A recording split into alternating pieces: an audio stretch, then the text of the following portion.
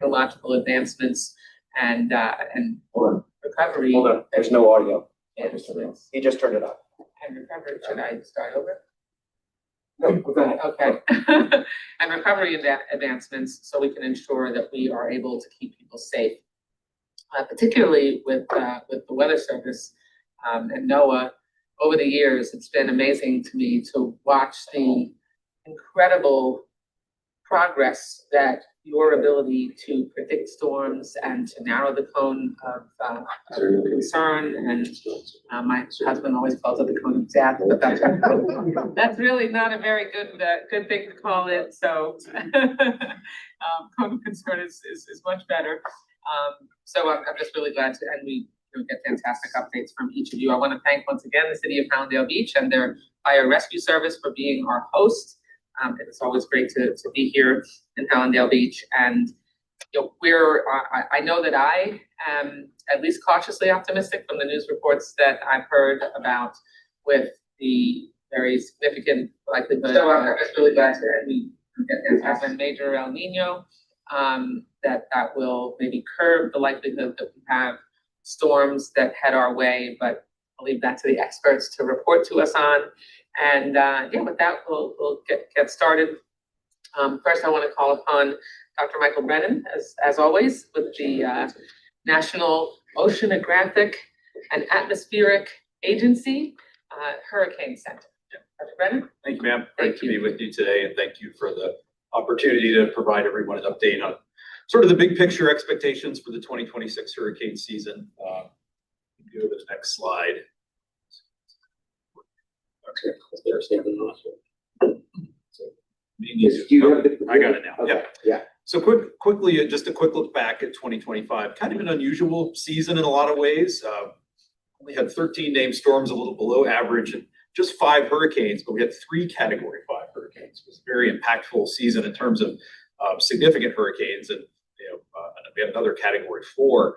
A lot of the activity was shifted east, away from the continental United States. We only had 1 tropical cyclone landfall in South Carolina in the U.S. But we did have a lot of powerful hurricanes passing just offshore. So we had a lot of surf and rip current impacts and several fatalities from that hazard, which has been a growing concern. Then we obviously had a catastrophic landfall from Hurricane Melissa in Jamaica. That was the biggest impact of the season. It caused most of the 125 direct fatalities we saw in the basin last year. But it's just a good reminder that every season has different characteristics. And even at this point, the 2026 season, we can't really draw the map of what the tracks are going to look like. We do know there is likely to be an El Nino coming on, and that does tend to suppress activity, but we can still get storms just about anywhere in the basin, even in those seasons. So let's see. They need to just advance for me.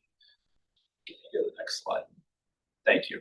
But just a reminder, even though we didn't have a U.S. hurricane landfall last year for the first time in about 10 years, we have had 25 U.S. hurricane landfalls since 2017, 11 major hurricanes. 7 of those hurricane landfalls were in Florida. 6 of those were major hurricanes, mostly along the Gulf Coast, but still significant impacts across the state. In addition to the 25 hurricanes, we've had about 20 tropical storm landfalls. And the sum total of that activity has resulted in about 660 direct fatalities and 560 indirect, largely after the storm fatalities in the continental U.S. We'll look a little bit more about those causes. And in terms of economic impact, we're looking at almost $90 billion a year of economic impact damage in the United States over this 8-year period here. And you can see that the vast majority of that hurricane activity has been landfalling in Florida or along the Gulf Coast. Go to the next slide. Here are those fatality trends. This is looking at the United States as a whole. What you see on the left are the direct deaths that are directly due to the forces of the storm itself. And the continuing trend there for the U.S. as a whole is that freshwater flooding from heavy rainfall has been the biggest killer in tropical storms and hurricanes by a large margin over the last 10 to 15 years. That's been responsible for about 54% of the fatalities. We've driven storm surge mortality down quite a bit. That used to be about half for the U.S. And it still is a big threat in Florida, as we'll get to in just a minute. But overall, that's down to less than 10% of the fatalities. What do we attribute the less likelihood of deaths from storm surge? a huge investment in improving storm surge modeling. We have a specific watch and warning we introduced for storm surge back in 2017, and better tools for folks like Clay and Jesse to use to make those evacuation decisions, and just improvements in forecasting in general. We're better able to forecast the track and the intensity of the storm, which improves that storm surge forecast, accuracy and lead time. We can provide that down to about 3 days in advance now. That's why it's so important that we continue to provide you with the resources that you need to be able to advance those technological improvements. It literally directly relates to less people dying from being in the path of the storm. Yes, absolutely. Improvements through things like the Hurricane Forecast Improvement Project that fund improved modeling, that work that we do with the AOML and the Environmental Modeling Center, but also the data we collect from the Hurricane Hunter aircraft that get into those models and improve the sort of guidance we have as per our forecast at the Hurricane Center. Surf and rip currents is a big risk, as I mentioned. That's actually killing more people in the U.S. than storm surge. Wind fatalities have been a big issue. We go back to Helene in 2024, it was the deadliest storm from wind of going back to at least the 1960s in the United States, with those huge wind impacts from Florida up to North Carolina. I do want to touch on the right side of the diagram, is the indirect deaths. These are deaths that largely occur after the storm. And the first thing to point out is it's almost as many as the direct impacts. We're losing almost as many people to things like car accidents, recovery, preparation, cleanup related accidents, carbon monoxide poisoning, heat, cardiac arrest. There are a variety of causes, but a lot of them can be linked to long duration power outages, lack of medical access or medical care. And it really is more common in the older demographics. These post-storm fatalities largely affect people 60 and over. They're going to be less resilient to that dangerous post-storm environment. So it's another reason why people should evacuate when they're asked to and not come back, because you don't want to be left in that dangerous environment after the storm. If you go to the next slide, I do want to look specifically at what the Florida fatalities look like. This is really different. Florida has had almost all of the storm surge fatalities in the United States during this period. And it does speak to the risk that hazard still poses. Most of these happened during Hurricane Ian in Lee County, Fort Myers Beach area in 2022. But we had a fair number of fatalities again in Helene. But the rest of the fatalities are again spread across those various causes, from freshwater flooding, surf and rip currents, and as well. Again, and Florida has had about 20% of all the U.S. direct deaths in hurricanes during this time period. The next slide shows the indirect fatalities, and Florida's had half of the indirect deaths of the entire United States during this time period. They're largely the same kind of causes. Again, we've had a lot of major hurricane landfalls, some challenging demographics in terms of population age and vulnerability in the aftermath of these events. But you see, again, spread across a wide variety of causes. And so we really do try to hit that post-storm safety before the storm even makes landfall. Are some of those deaths attributable to folks coming back too soon? Possibly. It's possible, or people who don't evacuate at all and are left in that post-storm environment where they can't get medical care, or they don't have power to power their medical devices, or they're in a situation where they're running a generator and they use it improperly. So it's really a variety of causes that spread across the storm. If we go to the next slide, now we'll talk about what we expect for the 2026 hurricane season. With the onset of a moderate to perhaps strong El Nino, the most likely outcome is a below normal level of activity in the Atlantic, with a 55% chance of below normal activity, 35% chance that we'll have near normal activity, and only a 1 in 10 chance of above normal. The ranges you see on the side there are NOAA's forecast ranges of activity for this year: 8 to 14 named storms, 3 to 6 of those becoming hurricanes, 1 to 3 of those going on to become major hurricanes. So the range really ranges. The high end of those values is pretty close to normal. The low end is if we end up with a stronger El Nino, or there's more impacts from El Nino, we could realize those lower numbers, which would be squarely in the below normal category. But the main message is there are going to be storms. We have to prepare as we do every year. If we go to the next slide, look at the names for the season. We have Arthur will be the first storm, then followed by Bertha and Cristobal, and hopefully we don't get all the way down the list for this year. Thankfully, it's been pretty quiet so far. We don't see any potential for any activity here in the next week or two. But we're already starting to see the heavy rainfall we're seeing this week is from tropical moisture that's pulling up out of the Caribbean and towards Florida. So that sort of tropical moisture connection is already there as we head into the season. The next slide will sort of talk about our forecast accuracy, as we talked about earlier. This is what you look at on the left is the NHC track forecast errors sorted by decade, going back all the way to the 1970s, all the way through the 2020s. And you can see steady, consistent improvement there, decade by decade. The average errors now are about half of what they were about 20 years ago. Our 3-day track forecast error is about 80 miles, and it used to be 160, 170 back in the 2000s. So, and we're continuing to make some progress there. On the right is the intensity forecast error. How strong is the storm going to be? And in the 70s, 80s, 90s, and even into the early part of the 2000s, there really wasn't a lot of progress. That was sort of the message, is tracks were getting better, but the intensity was not. But now we've really made some substantial progress in improving intensity forecast. And again, those errors in the last 20 years have largely been cut in half. And that's through those types of investments, through HFIP models like HAVs that Gus will probably mention, and really learning how to do more with the data we get from the Hurricane Hunter aircraft, getting it into the initial analysis from those models. And that really has helped improve the forecast of those intensity forecasts, and especially rapid intensification. If you go to the next slide, I want to talk a little bit about Melissa last year.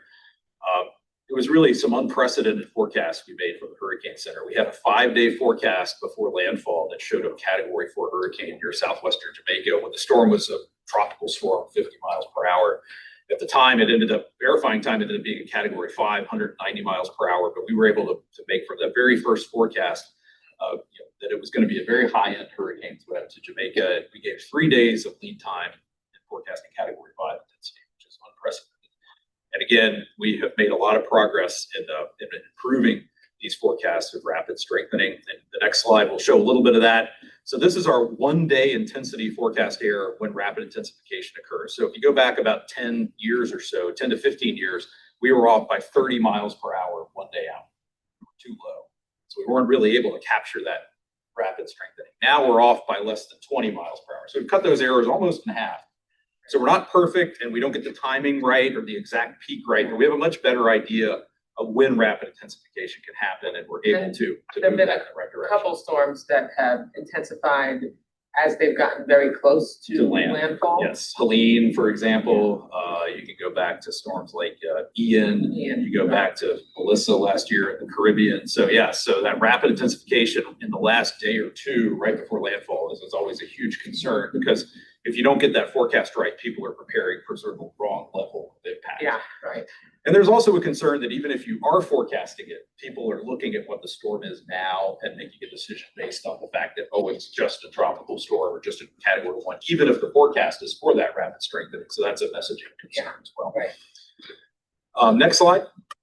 Some new things we're introducing this year. We have a new version of our cone graphic that's operational this year that's going to continue showing the inland tropical storm and hurricane wind watches and warnings over the continent, over the United States. We've had this experimentally for a couple of years. This is an example from Milton back in 2024 that shows almost the entire Florida Peninsula under some type of hurricane or tropical storm watch or warning. So it's just a better way to depict that inland wind risk, especially from these large major hurricanes that can produce wind impacts well away from where landfall occurs. It also shows those impacts occurring well outside. So next slide. We're rolling out a mobile-friendly version of hurricanes.gov this year. It's actually active now.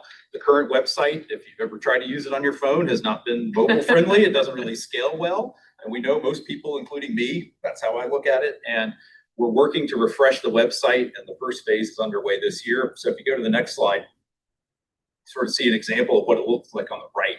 So we're sort of refreshing the web page, and it will scale. If you go to hurricanes.gov/mobile, it'll scale properly to whatever device you're using and make it a lot easier to look at. And we're rolling out additional features and pages during the season that'll have sort of a new look and some new capabilities there. Next slide. A reminder of something we introduced last year, the RIP Current Risk Maps on hurricanes.gov compiles the RIP Current information from all the local National Weather Service offices around the country. Florida has the most tropical cyclone-related RIP Current fatalities of any state, so this is a huge risk, especially particularly along the East Coast for hurricanes that are passing well offshore, could be hundreds of miles away, producing dangerous ocean conditions. And this is really a map that goes on our front page when there's a storm, and it's really to improve the visibility of those current forecasts that the Weather Service provides. And that helps boaters as well as people Mainly beachgoers. to not Yeah. go in the water. Yeah, heed lifeguards, follow those warning Thanks, flags. so Rob. Yeah, don't go in the water if it doesn't look safe. Dating myself again. Yes. And finally, the last one I wanted to touch on is again if you go to the next slide, another post-storm risk is heat. So in the aftermath of a major hurricane landfall, you can have widespread power outages, and if that's going to be followed by significant heat, that can result in some of those heat fatalities. So we're working with our partners at the Weather Prediction Center who put out the heat risk product, which you see on the left. There's a routine product that's available all the time. It highlights areas at risk of heat impacts, but we're able to use that and overlay it with areas where we think that strong winds are going to occur and start to message that post-storm risk for storms. And I think that's all I have. But I'm glad to answer. Great, thank you so much. Really, really appreciate the National Hurricane Center's work. Dr. Gus Aladdin, where are you? There you are. Right here. Hi, Michael, are we? With the NOAA Atlantic Oceanographic and Meteorological Laboratory. Yes, thank you so much. Happy to be here. And our lab director, Molly Behringer, sends her regards. She got caught up with the weather this morning. I was not able to make it. That's okay. But, we'd like to follow up at some point in the future and welcome you down to the lab at your leisure. Yes, I want to come back. Fantastic. I've been down Thank before. you so much. Love to join you. Would you mind putting it? Oh, thank you so much. All right, so happy to be here today. I'm giving the NOAA Hurricane Research update. I am Gus Alaka. I'm at the Hurricane Research Division at the Atlantic Lab and really excited to be here. Let's see if this works. Yes. Okay, so NOAA Hurricane Research. The main point, delivering returns on forecast improvement investments. And so on the left is showing that we've had a 79% reduction in track error since 1990. These range rings are showing the track error that if you had a storm sort of sitting near Pensacola, where that hurricane icon is, how far off the track error could have been at that particular time. I believe this is a three-day error. If you go to 2024, that small circle, you can see 2007 is in the middle. You can see it's a much smaller error, so that's reduced by 1%. And on the right, the intensity is following suit. Not quite as high of a number as 50% is still very impressive. And Mike made a lot of great allusions to the Hurricane Forecast Improvement Program. And what this graph on the right is showing is that at about 2007, when HFIP was implemented, to the left is red and to the right is blue. So after HFIP is blue, you can see we saw some of those significant reductions in the maximum errors that actually contributed most of this 50% reduction. So what do you attribute the spikes? Like there are always going to be year-to-year wiggles. And we try to look at more like the trend line. Actually, that would be a great addition to this plot to sort of do the before. There are versions of this graph that show the before and after trend. And what you would see is that it's more or less level when you sort of average out those wiggles in the red part, and you do see a notable downward trend in the blue part.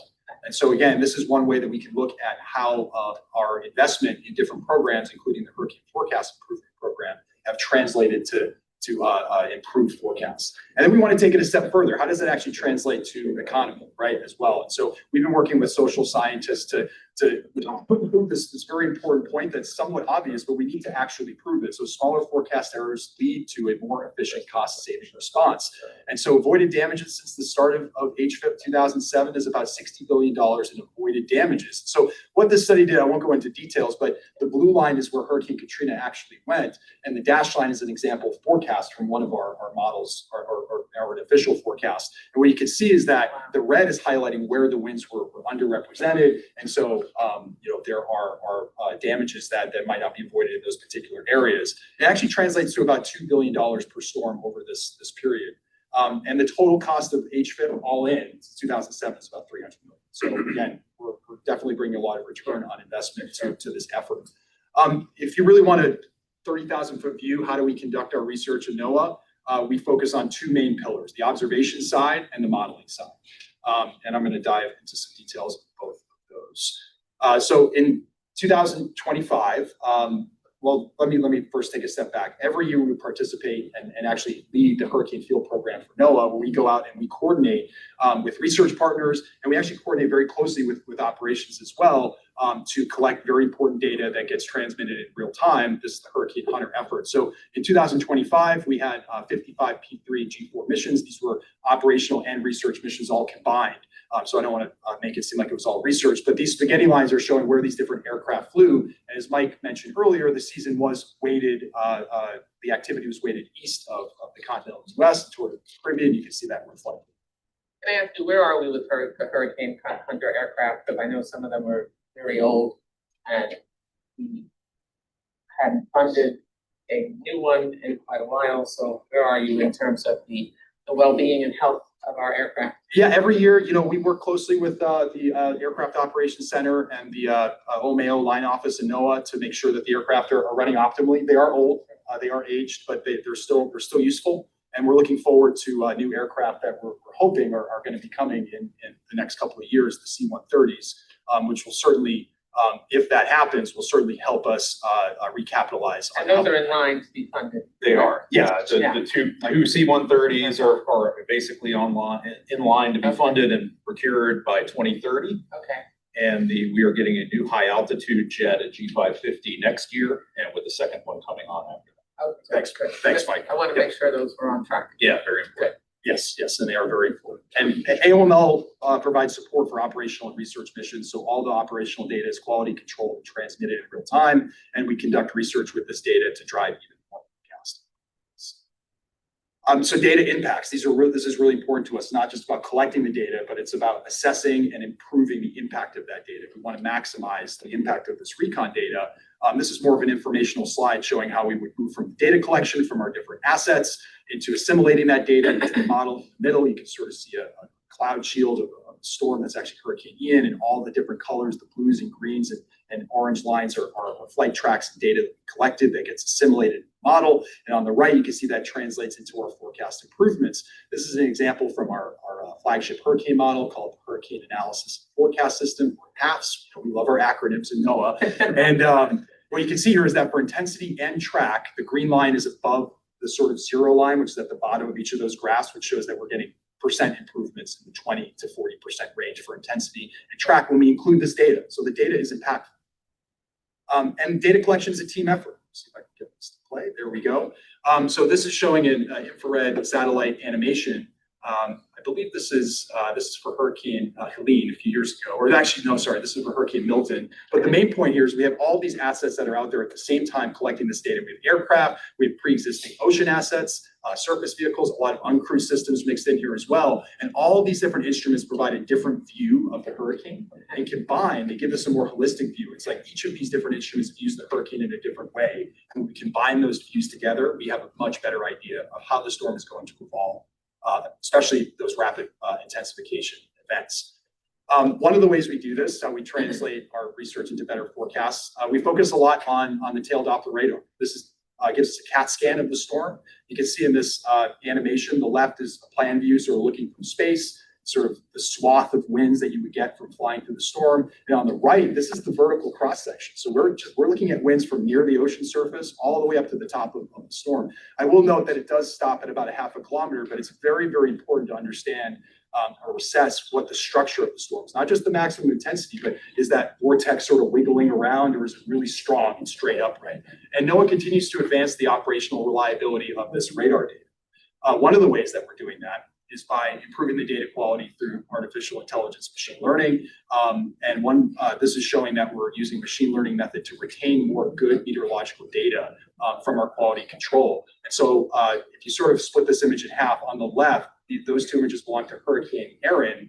The leftmost one is a swath of pass that we did through the center. You can see it's pretty narrow. With this new method, we get a much wider swath of data. We can see that entire eye, you can see that entire circle. So more data helps us better resolve the storm. And that data also has a positive impact on the model as well. And the AI and machine learning is drawing data from where? Well, it's actually using the real raw radar data, but it's trained on years and years of that data to understand what data is actually good data and what data is bad. So without that more advanced capability, we have to play it safer. And so there's more data that's on the edge that we have to sort of throw out because we're not sure if it's good or not. So this method is taking us into the future to retain more of that good, important data. Also, we're measuring record-breaking winds at, I will call it, concerning altitudes. So in Hurricane Melissa, a drop zone released by the NOAA P3 measured 220 knots or 253 miles per hour at 200 meters. And so this is a plot on the left, and it's scaled appropriately, showing different drop zones that we've had, including that record-breaking one. And what you can see is there are extreme winds, in excess of 100 meters per second, which is pretty close to like 200 miles per hour, that are below the heights of buildings. And these are buildings in Miami.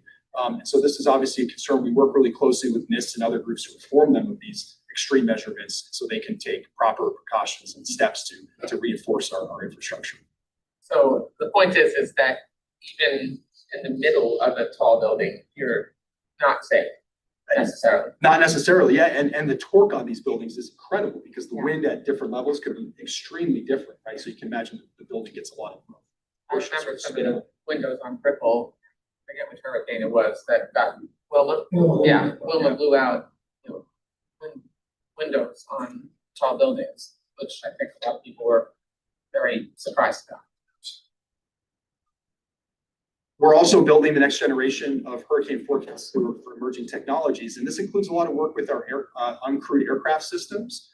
This animation is actually an amazing animation that was produced by our partners at Blackswift Technologies. Some of this looks like it's actually real footage, but this drone, it's about 3 pounds, a little bit under 3 pounds. We launch it from the belly of the aircraft like we would a drop zone, and we can actually pilot this drone to very dangerous parts of the storm. You can see it's right above the ocean surface. So we can actually get down to 10 meters where we want to collect those winds and park this drone there. And we're doing all sorts of advanced concepts of operations with it to maximize its utility and center on how we can target the areas that they think are most interesting as well.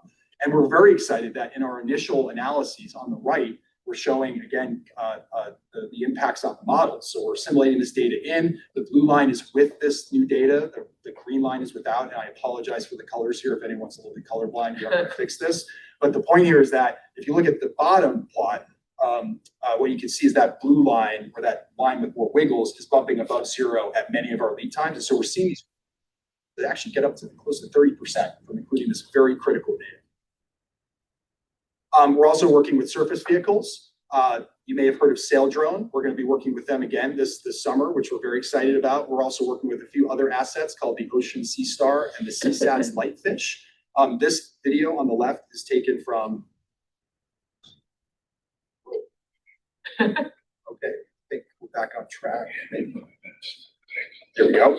This video on the left was actually taken from a sail drone in Hurricane Sam in 2021 in the eye wall. So you can see these extreme waves. I mean, that is not a place you want any person to be, but we're more than happy to send these uncrewed systems to assess that extreme environment. And that data is extremely valuable. So this summer on the right, these are our plans for 2026, and the different markers, the circles are identifying where these different assets will be located. So we're ready to modeling to finish up here. So I mentioned the Hurricane Analysis and Forecast System, or HAFS. This is the flagship model. And this is developed in partnership between OAR and the Weather Service, NOAA Research and the Weather Service. So this year, we're looking forward to the upgrade to version 2.2, which there's key upgrades to the land surface, the boundary layer, and the initial analysis. We're also working very closely with our partners at the Weather Service on impactful innovations with a clear plan for operational transition. So this animation on the right is showing our multi-storm system, which I actually shared last year, but it's matured. And actually, we have a 2-year operational timeline to get this into operations in 2028 through a joint project. And we're continuing to assess the impact of the critical recon data, such as the tail Doppler radar and our uncrewed systems. This is still working. Maybe we'll catch up here. There we go. This just shows that we're seeing positive impacts from that system. I'll skip that for now in the interest of time. We're doing a lot of work looking at how we can cost effectively get down to higher resolutions, because the resolution really matters. So what this is showing is the same storm in our experiments from the HAFS model at different resolutions. So it's 6 kilometers on the left. It's pretty blocky and pixelated. 2 kilometers. It looks a little bit better refined. You can see the maximum winds are upticking. We're getting a better measurement of that. If we go all the way to sub-kilometer, it looks very realistic now. There's a lot of these very important sort of wiggles and inconsistencies in that purple ring that's going around the eye, and the winds are higher as well. And so we're really investing in some new capabilities to get down to higher and higher resolution in the most cost-effective way possible. And I'll close here. That video didn't work, but that's okay.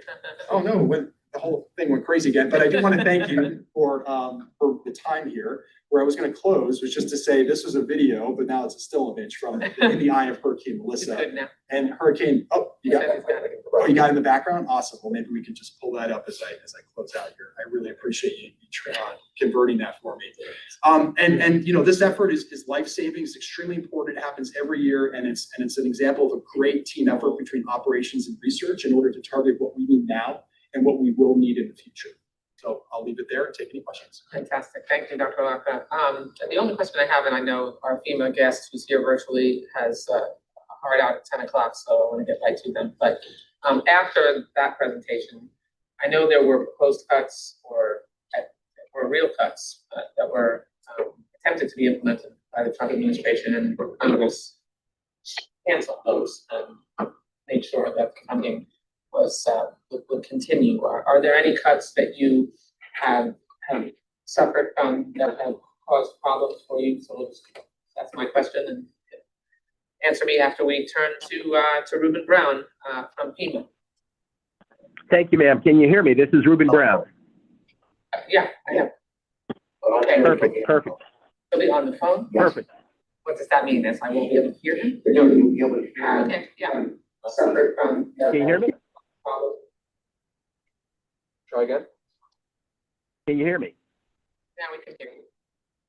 Perfect. Well, first of all, I want to apologize for the technical difficulties. We were trying to get signed in this morning, ran into a few glitches, but we're here, and you can hear me, and that's a good thing. I want to thank you, Representative Wasserman Schultz, for the opportunity to join you today to talk about preparations for the 2026 Atlantic hurricane season. I'm Ruben Brown, Acting Team Lead for the Region 4 Incident Management Assistance Team, or IMAT. For those who don't know, an IMAT is a small and mobile command group that forms a bridge between the state and FEMA in the earliest days of a disaster. Think tip of the spear, first on the ground when it comes to a FEMA response. I'm happy to be here today representing both my agency and region. Now, FEMA has a strong relationship with Florida after responding to many disasters over many years together. I personally deployed to Hurricanes Hermine, Matthew, Michael, Ian, Idalia, and most recently, Debbie, Helene, and Milton. So when you talked about hurricanes, I'm intimately familiar with what those tempests can do. Before, during, and after disasters, we work very closely with Director Guthrie and his team at the Florida Division of Emergency Management, our partners at the American Red Cross, and community leaders. These relationships have been forged over many years and many disasters, and they are as strong as ever today. FEMA's footprint in Florida is considerable. Florida Recovery Office was established in October 2024 and currently has 350 staff dedicated entirely to completing field work for 9 active disasters in the state. In 2026 alone, FEMA obligated more than 1,700 grants, totaling more than $1.1 billion to the state. This includes more than $1.8 million for recovery projects in District 25. Now, while the Florida Recovery Office continues its momentum, our team at the regional office here in Atlanta is working closely with Florida and all of our hurricane-prone states to get ready for this upcoming season.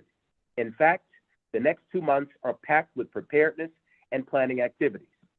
From a hurricane exercise with our partners at the U.S. Army Corps of Engineers to our Response Readiness Week, where our staff will convene at our regional office to go over state capabilities and shortfalls anticipated for the hurricane season, and to conduct a tabletop exercise to simulate a major hurricane landfall and to assess its impacts on people and infrastructure. We also have planned more than a dozen visits by our logistics team to evaluate potential incident support base sites for staging commodities like water, food, tarps, and other federal resources. And lastly, our 2 regional IMATs, mine included, will visit 8 states and meet with our counterparts to solidify our plans for an effective disaster response. So in short, FEMA is ready. Our partners are prepared. We also need the public to be prepared. There are actions that folks who are listening to me right now can take to get ready for the hurricane season. Simple things that make a world of difference in the path of a storm. Folks can start by visiting ready.gov/plan for preparedness resources, tips, and information. You learn how to make a family emergency communication plan so they can stay in touch after a disaster and get helpful tips in case they need to evacuate or find a shelter. I think this is a good time to really reiterate that folks should not only have that plan, they should practice that plan. Don't come up with the plan, put it on a shelf and forget about it, because if and when hurricanes are imminent, you'll need to move with quickness, speed. Learn how to make a disaster supply kit tailored to your family's particular needs. And we provided an emergency supply checklist with tips on what food, water, and essentials to have on hand. I also think it's important to prepare that kit well in advance. You don't want to have to run around your home trying to find the items to go in the kit when hurricanes come a-knocking. You also want to make sure that the kits are accessible. Make sure that all family members know where you stored those kits before the hurricane strike. And make sure that the kits are portable. You want to make sure that you can get those kits and move quickly when the time comes. Now, many Americans, including virtually every Floridian, live along our nation's vulnerable coastlines in areas prone to storm surge and severe flooding. To know your evacuation zone, Florida has a great website, used it many times. You want to visit Florida Disaster, that's one word, floridadisaster.org/know. Again, that's floridadisaster.org/KNOW. If you live in a mandatory zone and local officials tell you to evacuate, do so immediately. Know the difference between storm surge, tropical storm, or hurricane watches and warnings. Plan now where you will go if your area is in the line of a hurricane. This could be a friend or a relative's house, a hurricane in another town, or community shelter in your neighborhood. Even for folks who live away from the coast, it's important not to be complacent. We know through experience that hurricanes are not just coastal events, and that their impacts can spread far inland, causing damage to lives and property. Again, we're asking everyone to visit ready.gov/plan and get prepared now. Don't wait until hurricanes are imminent. Make your preparations today, now. While we don't know what the 2026 Atlantic hurricane season will bring, what we do know is that FEMA will be ready, and we encourage everyone to do the same. Please take time to make sure you and your family are ready for the 2026 Atlantic hurricane season. Ma'am, I'll send it back to you. Thank you. Ruben, thank you so much. Thank you for the work that you and your colleagues at FEMA do to make sure that, particularly in the aftermath of a storm, that we're able to clean up and ensure that that the resources that need to flow to our communities are able to be done in a timely way. The one question I have for you is can our agencies and municipal governments expect that the status quo in terms of the ability to interact with FEMA will remain the same as it has been? I want to just make sure that there's potential for structural changes at FEMA are not going to interrupt the normal interaction and communications between those that need to be able to access FEMA and ensure a timely response. Absolutely, ma'am. FEMA remains obligated and mission-oriented, and that means that we will be accessible this hurricane season.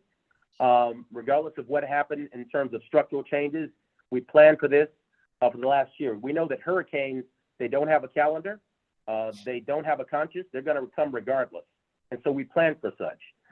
In terms of staffing, I can tell you with great certainty that we have 19,800 deployable personnel and more than 8,000 FEMA personnel who are currently available to deploy to disasters ahead of the hurricane season.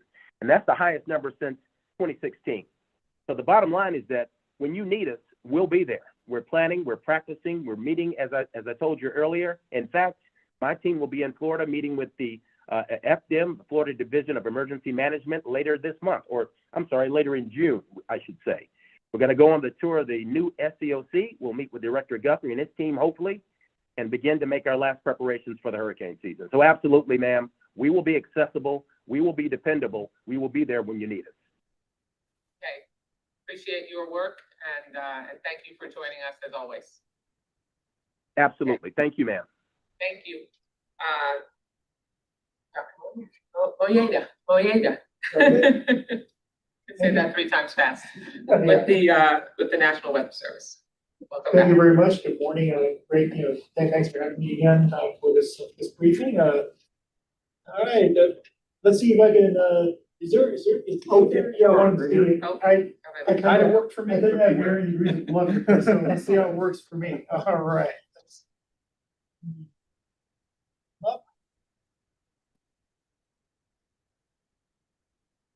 Right, so I'm gonna focus, a bit more on the local South Florida side. I do want to expand a bit on what Mike talked about regarding El Nino, right? So the latest forecasts from the NOAA Climate Prediction Center are indicating a very high likelihood, almost a certainty, that we're gonna have El Nino conditions this hurricane season. In fact, that red bar in the middle, August, September, October, I think it's 98% chance, if I'm not mistaken. So we're basically, it's virtually, we are going to have El Nino conditions this hurricane season, and we talked about how that's influencing the outlook for the season. So this is the history of Atlantic hurricanes in a neutral year. So neutral meaning we're not either in the El Nino or the counterpart La Nina phase. So compare that to Atlantic hurricane activity during El Nino episodes, and certainly a significant decrease now, but that doesn't A lot mean less spaghetti. a lot less spaghetti, right? but they're still there, right? Yes. So we have to keep that in mind, that that this backs up and reinforces the message that Mike provided. This map shows these are the 15 strongest El Nino events since 1950 in the location of U.S. landfalling systems: tropical storms, Cat 1, 2, and Cat 3, 3 to 5.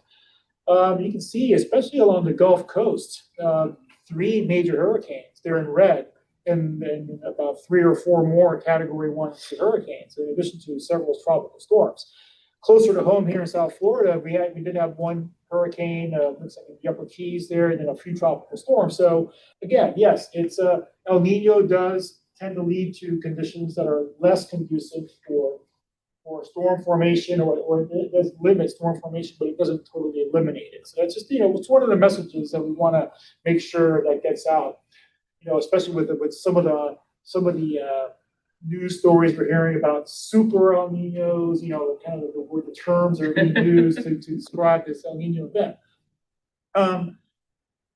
Mike also talked about one of the factors to the outlook this season is how strong the El Nino might get. And what, again, from the NOAA Climate Prediction Center, those dark red bars there, part of those bars, that's showing the likelihood or the probability of a very strong El Nino event. Among the strongest on record, essentially. So really, when we get to the August, September, October period, it's starting to start. There is a chance that it could reach strong levels. Still less than 50% for any one specific category, but certainly, that's something we're going to be monitoring pretty closely, especially as we get into the beginning of the summer and the predictability of the El Nino event will become. It'll be a bit more confidence, the predictability of not only the arrival of El Nino, but also how strong and its influence, its possible influence on hurricane activity. But, again, I want to point out that stronger El Nino events, they don't ensure that it's going to have a corresponding influence. Sometimes they can only make certain impacts more likely to occur, but it's not a guarantee. So this is always kind of like our bottom line message when it comes to preparing for hurricane season in South Florida is, this is our hurricane history. These are the tracks in the center of hurricanes passing within 60 miles of Broward County, just as an example, since 1865. So we've had hurricanes that have hit in El Nino years, like I showed before, in relatively inactive years, and in very active years. Starting a hurricane season, as we know, starts on Monday, June 1st, and we always, of course, we focus season long, but we definitely want to make sure that we're prepared and that we're really monitoring things when we get to the peak of the season, essentially August, September, and October, especially for Florida. October is the month that you look at you look at hurricane landfalls by month, especially South Florida, it's been hit more by hurricanes in October than any other calendar month. So that's a message that we always like to get out there, especially as we're into the peak of the season. Maybe we haven't been hit yet, or maybe there hasn't been a threat. Just want to make sure people don't let the guard down as we head into October. I think the memory of strong storms in August make people focus more on August than October. It's always Yes, important to absolutely. underscore. Yeah, Hurricane Andrew was in August, and we've had, of course, several major hurricanes in September as well. But October, we had Wilma in 2005. Right. We had Milton. We had Ian was at the end of September or close to the end of September. So yes. Helene also. I'm sorry. Helene. Yes, Right. exactly. Right. Yeah, Helene was Back to also back. around that September.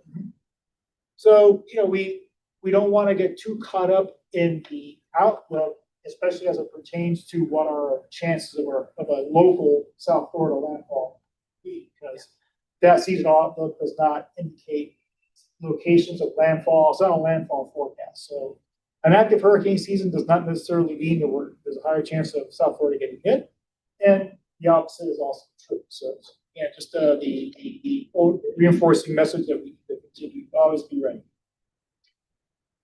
We've already heard some, references to Melissa last year and the rapid intensification that it did right before hitting Jamaica, and it's just a reminder that especially for Florida, rapid intensification is something we need to keep a pretty close eye on. We always do. These are the strongest hurricanes in the last 100 years to make landfall in the United States. Each and every one of those, there were tropical storms 3 days before landfall. So they went through these rapid intensification cycles. Most recently, Ian in 2022. Milton went through a rapid intensification phase in the Southern Gulf. Didn't make landfall as one of the strongest on the list there, but still went through that. Went through a rapid intensification cycle. So we're not always going to have that time. We think we're going to have several days or a week or so. Ready. I just think that note there, average time to become a hurricane is 50 hours before land time. That's 2 days. Right. So exactly. I mean, people really need to make sure that they're ready, because you don't have a lot of time necessarily once it becomes a hurricane. Absolutely. And we're making operational this year the cone that includes the inland watches and warnings, and we think It's cone of uncertainty, Cone of- not cone. I was calling it the cone of cone of concern, uncertainty. Yes. but- Cone of overcome. Yeah. Gosh, Yeah. we called it the cone Cone of of cat. Just not good. Everybody has their pet name for the I cone. just call it the cone. Yeah. Anyway, so the cone and the reason why we think that those showing those inland watches and warnings is so important is that it hopefully draws people's attention to the fact that the impacts from these storms occur well outside the country. You see it with every system, every hurricane. Hurricane Milton, in fact, this is from Hurricane Ian in 2022, but more recently Hurricane Milton. South Florida was not in the cone, yet there was one of the worst tornado outbreaks associated with tropical systems affected southern or southeast Florida. So, and that's why the information that we provide in our briefings that we're going to, of course, continue to do this year, like we always have, that just does not solely concentrate on the track forecast and cone, but also takes into account potential deviations from the forecast. We always have to take that into account. So we look at different potential scenarios, and show it in terms of wind speed probabilities. So it gives people a little bit more context.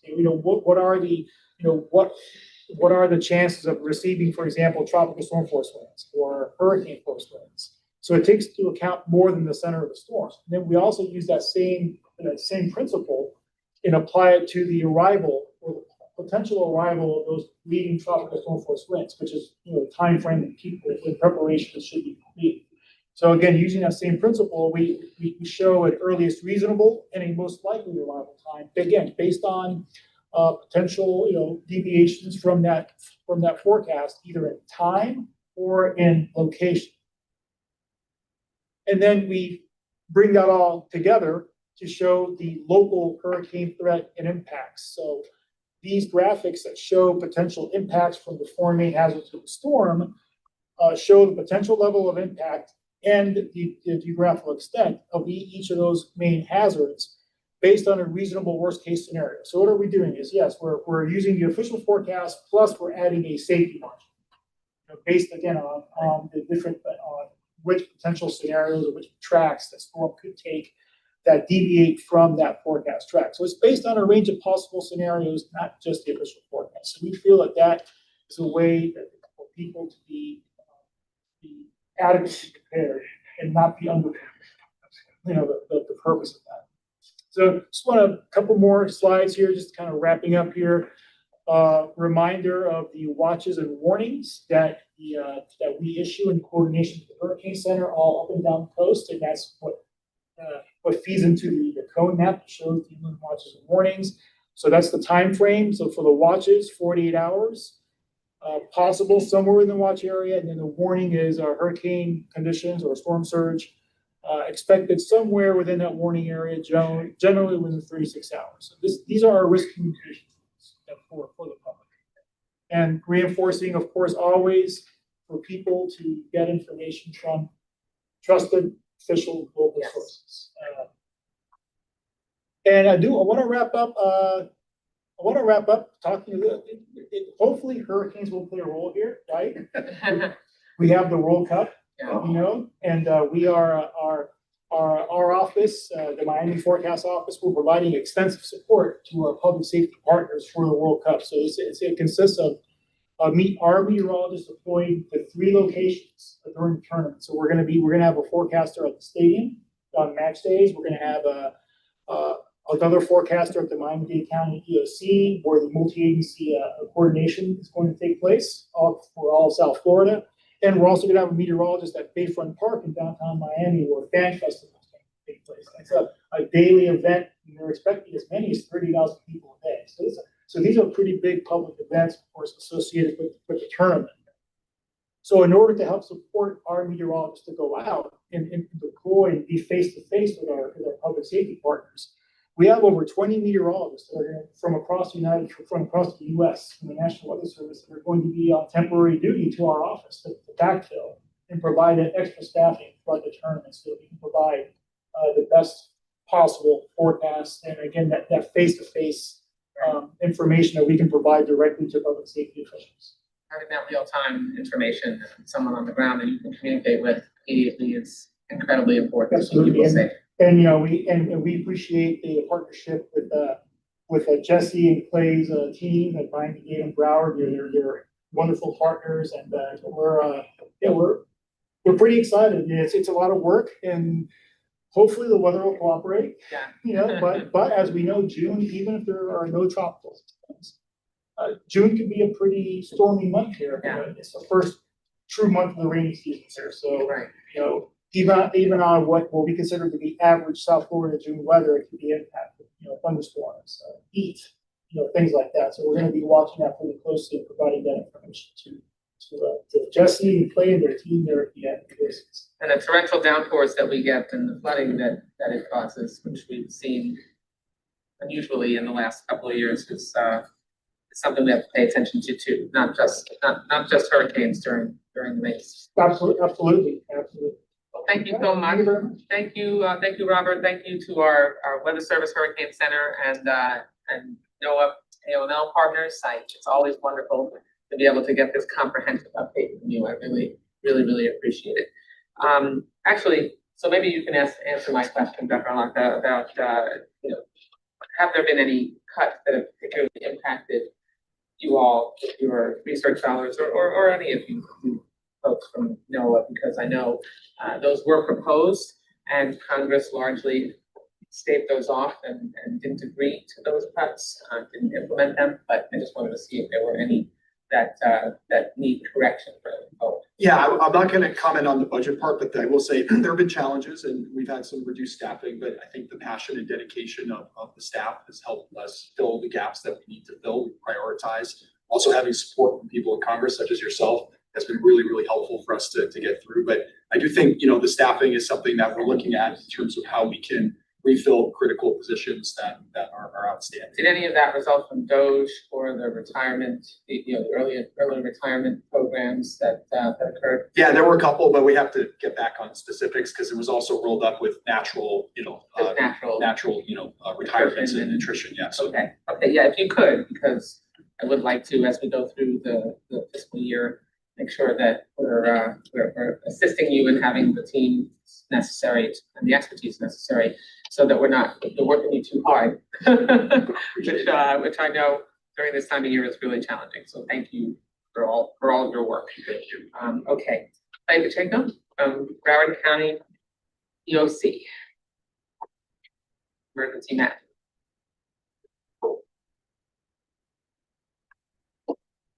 Morning, everyone, and thank you again for the opportunity. First and foremost, I'd really like to thank Rob and Mike and Gus. We can't do what we do without you, and not just the professionalism, the level of capability, and most importantly, accessibility. I know I pick up my phone and I call you and you guys answer anytime, anywhere, any time of the night, and I truly appreciate that. Thank you. Well, you're on vacation as well. Yes, yes, we know this. Oh, that sounds like there's a story there. We got someone on vacation right now, and he's been called a couple times already. Oh my gosh. Truly, thank you. No, thank you. And I'd like to jump right into preparedness. We've been spending quite a bit of time doing press conferences, radio, outreach events, really getting information to the public. Most importantly, one of the things I harp on all the time is, getting together with your friends, your family, your neighbors, really developing that plan, talking to your children about what to do in an emergency. I did a CBS special the other day, and one thing we spent 2 hours on was just inventorying your home, all the hazards in your home, the oak trees down the street, with the expensive tree canopy that we have here, chainsaw safety. A lot of the simple things that really people don't pay attention to.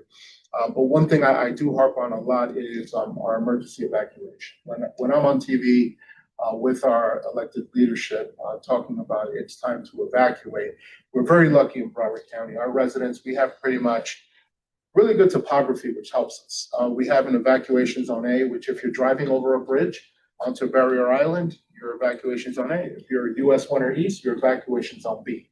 So it's pretty straightforward. And I ask people to go to our website, broward.org/hurricane, where they can look at their evacuation zone, where their address is. They can look at checklists that we've all been talking about for any type of disaster.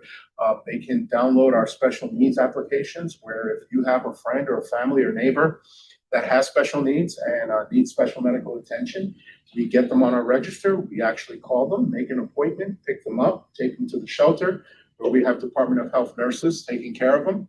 Then once FPL comes back that their homes are good to go, we bring them back home, get them settled in. So that's a big advantage of going online and taking care of all that. It's something very important to us to get you involved. We currently have 33 shelters. The school board closed a couple of shelters. 3 of them are pet friendly, and 5 of those special medical needs shelters.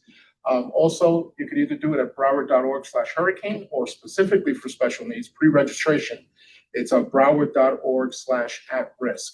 How many, with the pet friendly ones, how many pets can be accommodated with pets? We can accommodate probably about 50% of the registered pets in the county. Okay, great. So it's really good. When you say registered pets, do people need to register their pets ahead of time if they want to go to a shelter that's pet friendly? We want them to come with their pet tag from their registration through animal care. Oh, we're not going to turn away residents. In an emergency, we wouldn't. But we hope they do. They bring their records and all that, bring their crates and their food and all that. But on the special needs shelters, they can also, I know a lot of the folks I talk to in the field, a lot of our residents, they're not computer friendly. They're like, I'm not going to go to your website. I'm not going to fill out a form. And I'm like, excellent. Here's our phone number, 954-831-3902, because we love talking to them and writing down all their information and getting them registered that way. There's also another program at the same site, a vulnerable population. I'll put that number up on our website. No, thank you. The vulnerable population registry, individuals that do elect to stay home have less severe medical issues where they would need to go to a hospital or a special needs shelter.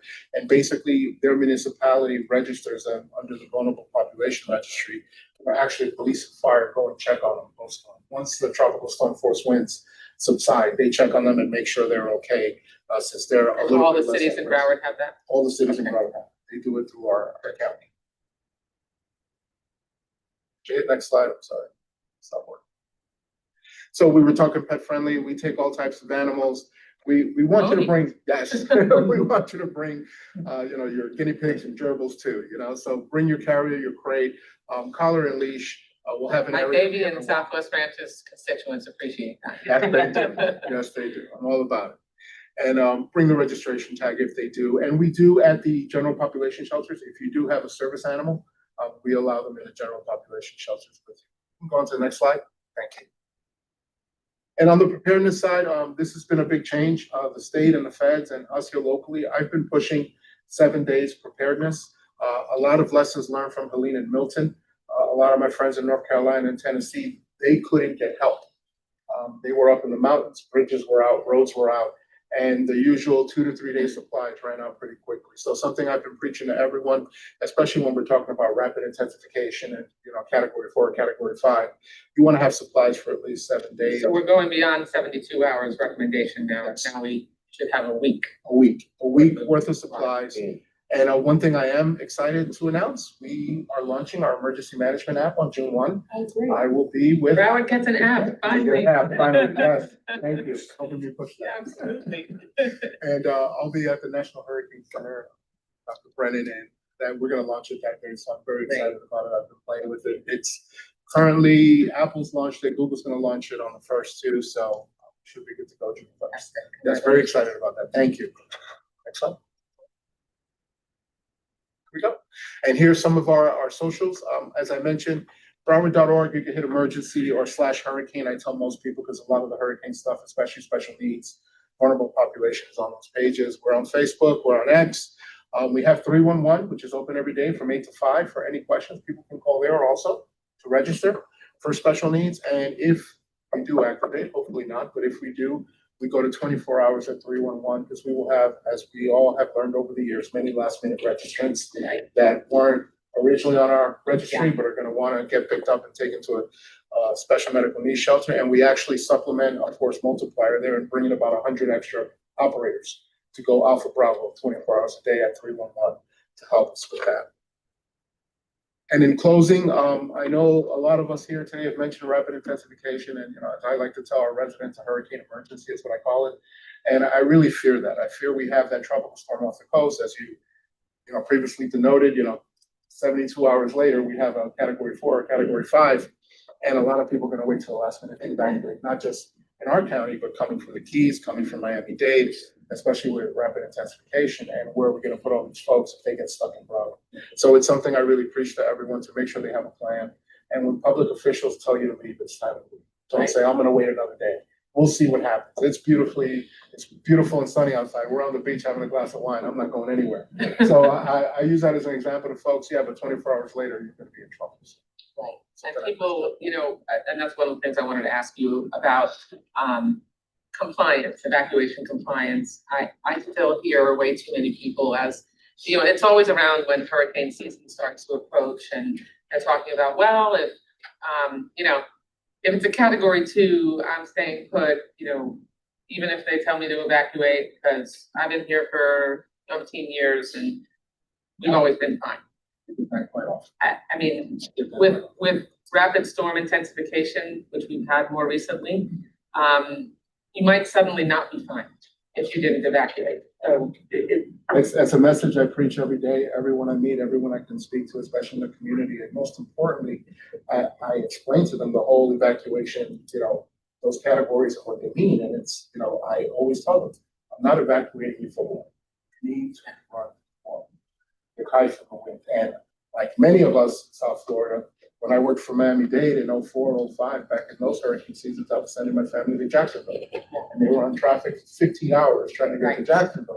And I explained to everyone, just going west of the storm surge zone, if you're in a vulnerable home, if you're in a manufactured home, go to one of our shelters. But another thing I let everyone know too, our shelters, I insist on saying, they're a lifeboat, not a cruise ship. You got to bring everything you need. It's a last resort. Talk to your neighbors, talk to your friends and family, find a place to stay. Hotels that have generators that may still be open, take people, look at that option. Shelter should be your last option, but when we do tell you to go because of storm surge, thanks to all the modeling you gentlemen do, it's one of those in your teams. It's serious. You need to know. And you can see the correlation in this presentation between the deaths that occur as a result of people being in harm's way when they could have gotten themselves out of harm's way, the rapid storm intensification where, much closer in to when the storm hits, it suddenly becomes a much stronger storm than our forecaster friends were able to predict. This is still, it's science, but it's still not an exact science in every instance. And, now in the onset of a storm, that is not the time to be a badass. You proving your toughness and your resilience is not worth it. And it breaks my heart when I saw some of the figures you had there, how people still are, connecting generators in their garage, dying of carbon monoxide poisoning. Right. As much as we talk about that, people using chainsaws who've never used one, but they bought one to be able to cut their way out, end up cutting off a limb. Happens all the time. All that stuff that we preach, but a lot of people really haven't paid attention. And our broadcast friends do really good stories on the ground of making sure that people know the kinds of hazards that they should avoid. Don't go out, don't walk in a big puddle afterwards. There could be a live electric line, and I'm sure FBL will talk about that when we get to Baldwin's presentation. But it's definitely not badass time when a storm is coming or when it's just departed. So thank you, Clay, and thank you for all the determination and progress. And for June 1st, I don't want to preview your debut, but in Apple and Google, can they look for the Apple? Where you can download the apps in Apple, and the same with Google. What do they put in? Sorry? Like what word? It'll be Broward Emergency Management. Broward Emergency Management. Okay, great. Thank you, Dr. Spiro. Miami-Dade. Yes, good morning. Thanks for having us again. I actually look forward to this every year. In particular, now I get a break from World Cup planning for just a little bit. This is great. So I didn't want to twin as much as Clay did, because a lot of what we do is the same. Our correlation, our efforts, it's all unified. The only difference is we're just a county that's a little bit further south. So I'm going to bring this up here. I'll just, while that's getting brought up, I'll talk about what it is that we do. Every May, we meet up with all of our county commissioners and we give them a hurricane package. We give them all the information related to what they need to do to be informed and make decisions. So communications plan, a bus pickup locations, all the EV charging locations throughout Miami-Dade County and throughout the state on the major evacuation routes, gas stations with generators, storm surge zones, evacuation centers, points of distribution, grocery stores with generators. We do have 85 shelters, but only 78 are active this year due to constructions happening at some of the schools. We do have, I believe it's eight pet, 7 medically managed facilities as well. So we have ample space for our residents if they do choose to evacuate when we ask them to. We have a very robust emergency evacuation assistance program in which we work with those with disabilities or health issues to ensure that we get them registered, and we check with them twice a year to make sure that they are okay and they're ready to go. So our storm surge planning zones are a little bit different. Our topography is quite a bit different than what Clay has to deal with. So we do have our 5 categories that we deal with. We look at over half of the population of Miami-Dade County is potentially impacted by some sort of surge or the flooding associated with that. So it's a large swath of our population. Okay, I want to just pause here because what happens is we're all in the same media market. Mm-hmm. So you have the same broadcasters communicating with the same hurricane and weather center folks, but there are definitely differences in terms of your risk and need to evacuate in Miami-Dade County versus Broward County. And this is the first time I've heard actually the EOC folks from both counties really underscore the difference in our topography. You are in a different situation in Miami-Dade than you are in Broward. Don't just go by what they're saying on TV. Listen to your own emergency management instructions and what your county where you live is saying. Yes, absolutely. That's a great emphasis, and I appreciate you doing that. Tomorrow, Mayor Kava is going to be doing her annual briefing for all our media partners as well. So that's another good opportunity for her to stress that to all of the community members of Miami-Dade County. Evacuation is our biggest concern just due to the size of Miami-Dade County, just under 3 million. We do have a lot of transients that come through. These are tourists. This is people that work in and around Miami-Dade County. We have a high agricultural community. We have lots of people here. So if you look at our numbers, our evacuation clearance times for in-county is about 26 hours once we do the notification to get all those out of Zone A into like the B or C or beyond that. If you're looking at a full-blown evacuation of all of our A through E categories, it can be up to 73 hours to do that. So when we make decisions about evacuation, we do it in concert with Clay, we do it in concert with the Keys, we do it in concert with Miami-Dade County as well, because those residents are going to go out of our area, most likely into Broward and Palm Beach County as well. So we make these decisions in coordination with a lot of partners. We are making changes to our app, so I'm glad that you have one. You're trying to keep up with us now. So, we did do a refresh of ours. So ours does look a little bit differently now because we did know that Broward was coming online. We wanted to keep up with ours. So we do have all the information that somebody needs to know about, not only hurricane season, but year round is all contained within that app. It has all the pickup locations, what to do before, during, and after. We also include information related to heat and flooding, which are our top 3 hazards: hurricanes, floods, and our heat risks as well. We did make a change this year. In the past, we did do regular hurricane packet guide mail out to all the residents. So the homeowners throughout Miami-Dade County, we have stopped doing that for this year. It is now, we have stopped mailing them out. So we have determined that we can maximize a lot of our efforts through our online site. We can use those funds that would be used to mail out for other opportunities for operational capabilities. So that's what we are focusing on for this next year. What do you do for people who are a little technology deficient? Yes, that is a concern for us. So we do have a phone number that people can call for 311. They get assistance and they can relay that information to those that do have challenges or may not have access to a smartphone or data technology as well. So we can work with them. Doesn't that not mailing it out, doesn't that make people who are lower on the socioeconomic scale and don't have access to a smartphone, really, how are they gonna, I mean, if they don't have a phone or easy access to a phone to get that information, how are you making up for the fact that you're not mailing it anymore? We do have a lot of these left over from the previous year, and they're not by date. They kind of change the book out every year, but it's not connected to a date. So there are a lot of these available still at our fire stations, at our commission districts as well, some other government facilities. So those are available there publicly. For those that may not have access or that may not have are socioeconomically disadvantaged, there's opportunities for them to contact us in emergency management or 311 to get real-time information, and we can mail these out to them.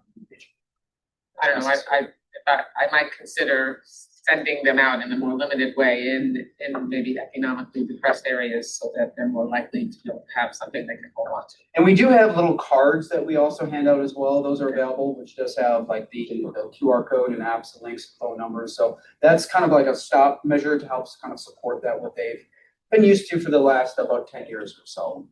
Maybe you could put it in libraries. Yes, those are in our libraries throughout Miami-Dade County. So that is all I want to talk about. Actually, sorry, let me go back here real quick. A couple other things I want to hit on here is not only is it important that we collaborate with our partners, but our force multipliers that we have within our communities. We have a pretty strong CERT program, our community emergency response teams, just like Clay does. We train up individuals through our communities to be basically initial responders with very critical, essential skills to help them. In Miami-Dade County, we also have what's known as our CORE program. It's Communities Organizing Response to Emergencies. This is a makeup of private, public, non-governmental, faith-based, private sector entities that come together and collaborate prior to disasters and respond after disasters. So they kind of help fill that gap for us. We also use them on kind of like blue sky situations as well. For example, during the government shutdown this last year that lasted, I think it was 73 days or so, we used the CORE program, about a dozen of these partners to actually go to the Miami International Airport to do a resource center for the TSA and CBP workers with food, gas cards, hygiene kits, diapers, all formula, all these things to help support them. So our core program, it's completely volunteer. We have about 100 agencies that are involved with that, so they help support that, and we would use them for emergency situations as well. In addition, I want to hit on that we have been doing a tremendous amount of outreach. We do exercises and trainings through all the commission districts, but all of our municipalities in Miami-Dade County, and we have gone on the road and done a lot of presentations. I was partnered up here and did the Governor's Hurricane Conference earlier this month, and we did a FIFA World Cup weather briefing. It was called the Messy and Complex Issues of Preparing for the World's Largest Sporting Event. So we had a little play on words with that. The panel was made up of myself, Director Gomez, Stacy Neal from FIFA, Greg Turp from the host committee, and then Robert Garcia at the National Weather Service. We talked about all the challenges associated with planning for sport and special events, not just World Cup, but how each community, each jurisdiction could plan for that 5K, that special event, that Friday night football game. So what we discussed can help support them in their planning efforts. It was highly received. The room was packed full. But one of the things I want to hit on for you is we have been working extensively with FIFA and the stadium to ensure that we have plans for not only severe weather, heat, but hurricanes. So if we were to be impacted by any type of tropical threat in any of our matches or for our fan fest, there are certain triggers that we would cooperate and work with them. They've indicated that they will have a large workforce that they would have to move out in advance. So they will not wait till the last minute. They will actually probably preempt and make those decisions in advance. So it's a good opportunity for us to collaborate. We're going to have millions of people come through here in Southeast Florida from Palm Beach County all the way down through the Keys. We want it to be a safe, enjoyable experience for them, and the collaboration with all these partners here at the table to make that so. Okay, thank you very much. Take any questions if you have. Thank you. I have some questions. Thank you very much. One last thing, I'll say that we are building a brand new emergency operations center, a $300 million EOC. We are trying to work with, NWS and GSA are trying to work to get NWS Miami moved off FIU campus into our new facility as well. So hopefully that'll come to fruition. If that does, it'd be a great opportunity, not just for us, but also for Clay and the rest of the regional partners as well, have them co-located. Let me know if I can be helpful. Absolutely. Thank you. For sure. Absolutely. Thank you so much. Thank you, Dr. Spiro. Lieutenant Colonel Ryan Hagemeyer from the Florida National Guard, who's going to join us virtually. Yes, ma'am. Thank you so much for having me this morning on behalf of Major General Haas and the Florida National Guard. Very much appreciate the opportunity to talk about hurricane preparedness. It's always on the forefront of our minds, and we spend the bulk of the year preparing for, gearing up for hurricane season. And it seems like it's kind of gotten longer and longer of a season over the years. So very much appreciate it. Let's see, it's the briefs being pulled up now. If we can go ahead and go to the next slide. We'll talk about kind of what the Florida Guard looks like, how we're made up, and then we'll go into our actual preparations for the years, and then how we typically respond to anything we're called to do. Next slide. Florida National Guard is made up of 5 major subordinate commands, and Joint Force Headquarters, of course, is in St. Augustine, Florida. Each major subordinate command has a unique capabilities tucked within those, and we balance both federal mobilizations and, of course, state responses and state mobilizations as well throughout the year in order to respond to the needs of our citizens here in the state of Florida. Currently, we're at 9,891 soldiers and airmen authorized strength across the state. Of course, a large portion of that at any given time, it will be occupied with, as I just spoke of, either mobilizations or other events that have them actively engaged. So, that's our our authorized strength. Our available strength to respond fluctuates from month to month, depending on other demands across the force. Next slide, please. Thank you. This slide just kind of shows our capabilities across the force.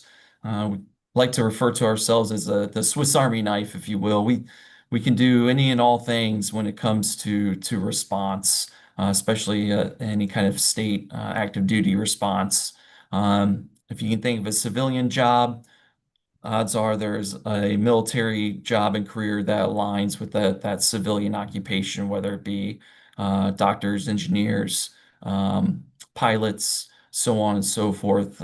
We can do it all, especially when it comes to state active duty here, with the authorizations that come along with it. So we like to, as our motto says, be always ready and always there to respond as appropriate. Next slide. Okay, so let's talk about our preparations for this year and what makes this year unique. In the previous presentation, where I hit on World Cup, so that's a unique event that Florida National Guard also prepares for and plans for as well.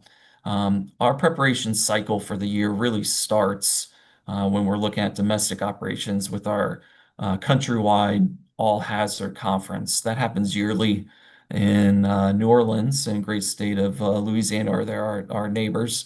And all the 54 states, territories in the district meet in New Orleans, and we discuss what are our shortfalls, who are our capabilities and formations that are currently deployed and may not be available to us.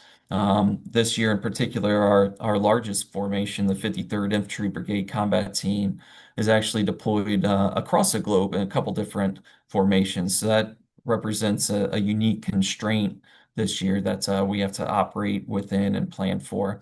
At that conference, we share with our sisters and neighbor states and territories of any shortfalls and then any projected help that we may be able to give through those EMAC assets, those emergency management assistant compacts, where we can call on our neighbors to help us out in a time of need. Those uh, handshakes and deals, if you will, memorandums of agreement are made there. And then we really bring that back to the state and get busy and get to work here in the state of Florida with our own preparedness events. Those include tabletop exercises with both air agency task force, or excuse me, air agency partners and task force members within the Florida National Guard to further enable our capabilities. We also participate in Army North and Northern Command exercises on the active duty side, so that they're aware of Florida's capabilities and what Florida plans on in terms of emergency preparedness and response. Finally, the Florida Training and Emergency Management Symposium that Florida Division of Emergency Management is putting on in this upcoming week. In fact, June 1st through 5th, we'll be attending there as well and providing, I believe, 5 different workshops this year and teaching those workshops, providing some panelists, some speakers at the symposium in order to, again, just spread that awareness and increase the air agency partnership within our state government. Lower Keys Medical Center annual training event. We have a standing mission for Lower Keys medical evacuation, should it call for it. We plan with other states outside to help us out with aeromedical evacuation from the Keys area, from Monroe County down there. If a situation calls for it, so we always like to keep those skills fresh and make sure those agreements are updated and everyone is trained and ready to go. I already spoke about Northcom, our logistical support training, though I will spend a couple minutes if you'll oblige me just a moment here. With the new Florida's Central Operations and Coordination Office down in Auburndale, Florida. Previously, the State Logistical Readiness Center in Orlando that has now shifted, as you know, to Auburndale Warehouse. Excellent facility. It's enormous. It's a step up. The automation is great coming out of that facility. The Florida National Guard has an active role in helping run that facility in any kind of state response. We lend soldiers and airmen in order to get that logistical chain moving and help track those throughout the state in any kind of state response that calls for it. So that's really our lead up throughout the year that leads us into hurricane season, so that we're ready to hit the ground running and ready to go. Next slide, please.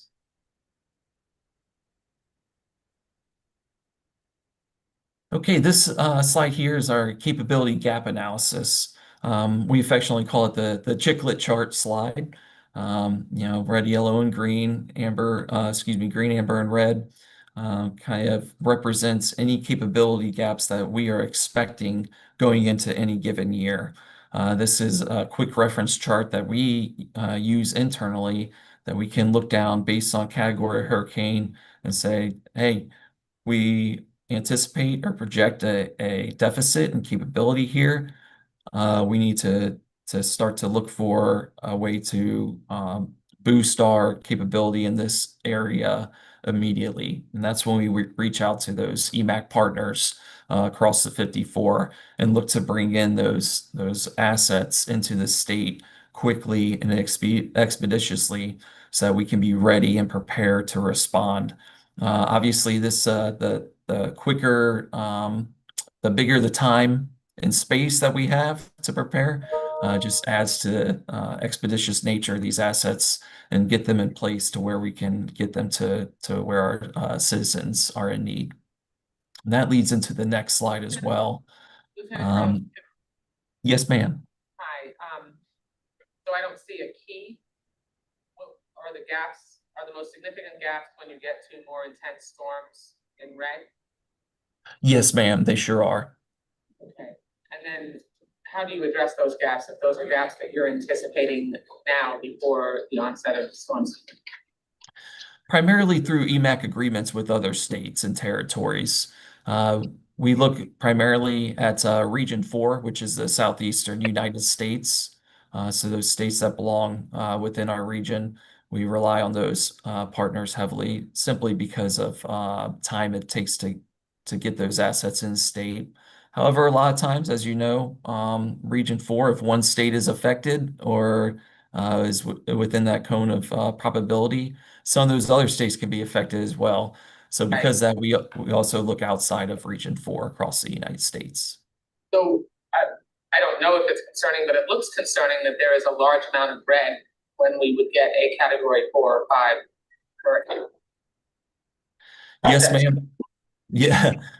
Yeah, it does look concerning. Again, this is a reference card for us. We like to go big early, as we say. So anything that we think we would run out of juice quickly within state internal for a Category 4 or 5. We have those standing agreements that, hey, if a Category 4 is coming, we can reference this and say we're going to need aviation assets automatically. We know we're going to need them. Typically, aviation and engineering assets due to debris clearance and, of course, search and rescue for the aviation side are something that we already know we're going to need. And to your point, anything in red, we already know from year to year, if we get to a large scale response, we're going to be short on those. So this is something that we exercise frequently in order to make up those capability gaps. What's the time frame to get assets like that into the state, especially given that we have a rapid intensification issue now that maybe wasn't as much of a problem before? Yes, ma'am. Typically 48 hours on average. Of course, that can vary largely depending on where they're coming from, which we'll look at that in our next couple of slides here. But typically 48 hours, I'd say, is the average. And that goes into, again, that preparedness and how soon we can push out that emergency declaration, or emergency order, rather, that, hey, hurricane is coming. That EO is what really allows the National Guard to stand up to alert our citizen soldiers, mobilize, get them to home station, and then deploy to home station. And preferably, we do that, long before the storm is going to hit so that we can get assets and people into place in order to respond. And the Guard is usually good about pre-positioning assets ahead of a storm.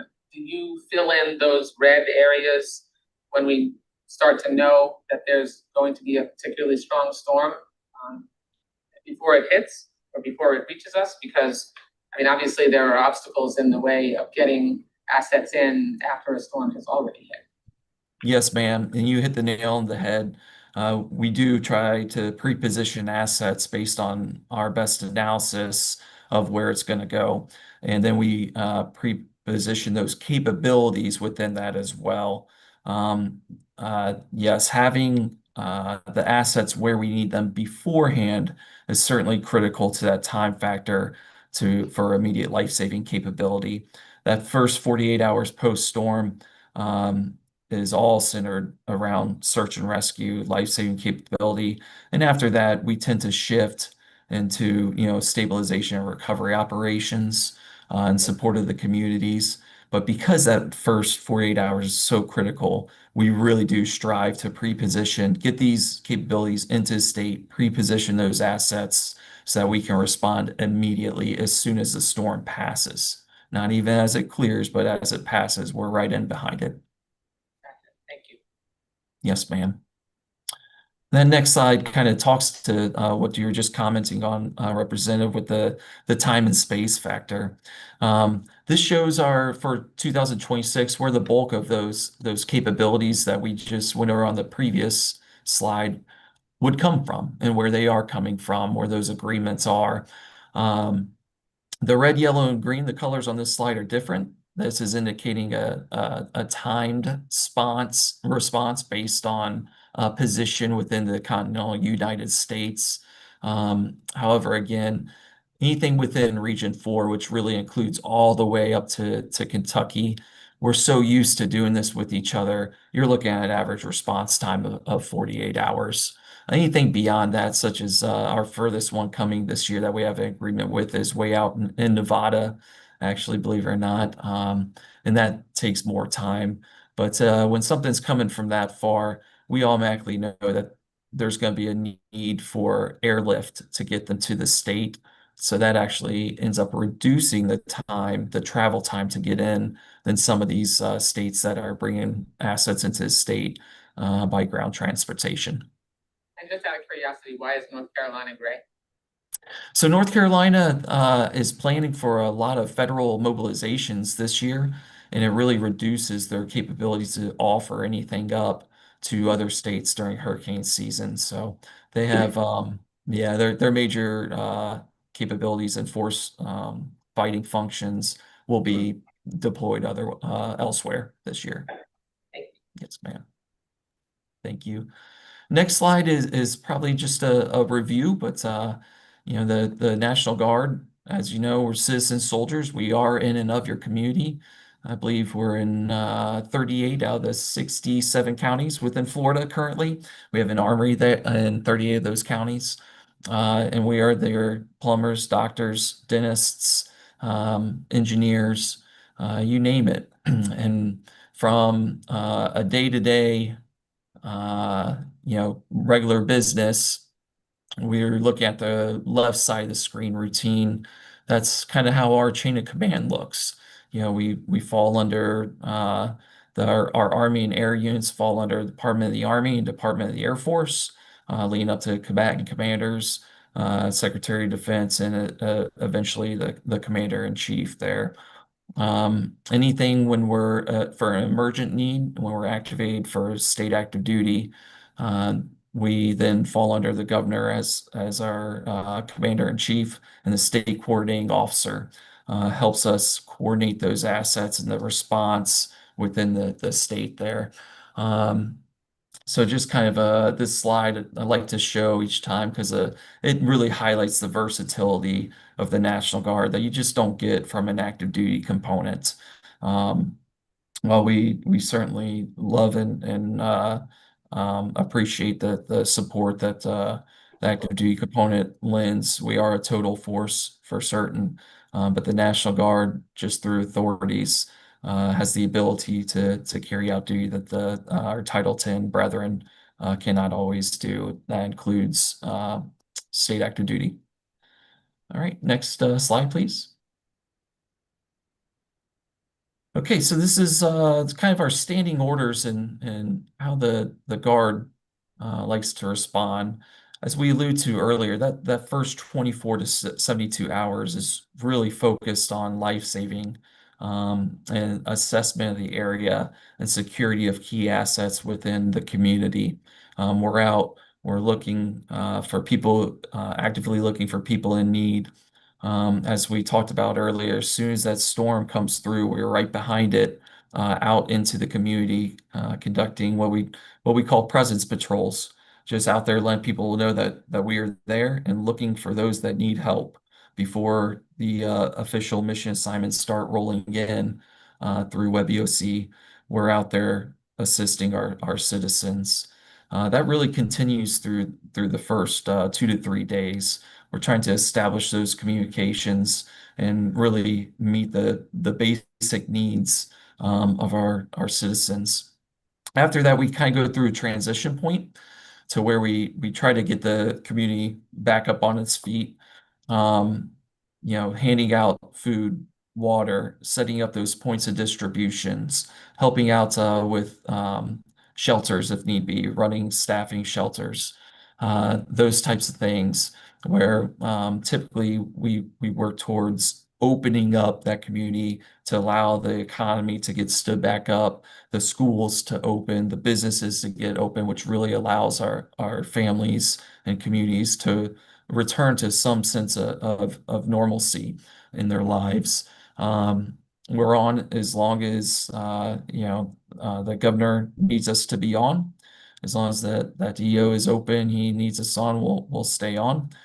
We do tend to be a little bit of expense. It's the National Guard is expensive compared to some of our contract and civilian partners, and of course we're aware of that as well.